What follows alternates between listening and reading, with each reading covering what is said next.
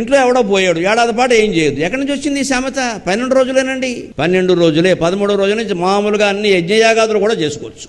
ఏ శాస్త్రంలో లేదు అలాగా. ఏడాది మైల ఎవడు చెప్పాడో తెలియదు. ఇది చేసే పనులు ఎగ్గొట్టడానికి. దీనివల్ల నేను ఇటీవల విని చాలా బాధపడ్డా. హిందువుల్లో ఈ పిచ్చి నమ్మకాలు వ్యాపించడం వల్ల ఇతర మతాలకి మేలు జరుగుతోందండి. తండ్రి పోయాడు, ఏడాది వరకు గుళ్ళోకి వెళ్ళకూడదు, కానీ వెళ్లకుండా వీడు ఉండలేడు. ఏదో పాపం అనారోగ్యం వస్తుంది, బాధ వస్తుంది, అప్పగా వెళ్ళే అలవాటు ఉంటుంది. వారం వారం వెళ్ళకపోతే మనస్సు పీకేస్తుంది. ఈ దశలో అవతలవాడు వస్తాడు, దా అంటాడు, అంతే కొబ్బరి నుండి అత్తడు తీసుకెళ్ళిపోతాడు.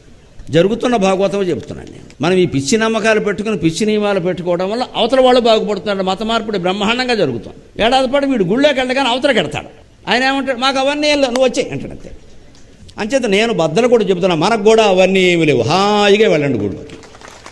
అందుకని మతం మారడం అంటే తల్లిని మార్చేయడమే, తండ్రిని మార్చేయడమే. తస్మాత్ జాగ్రత్త.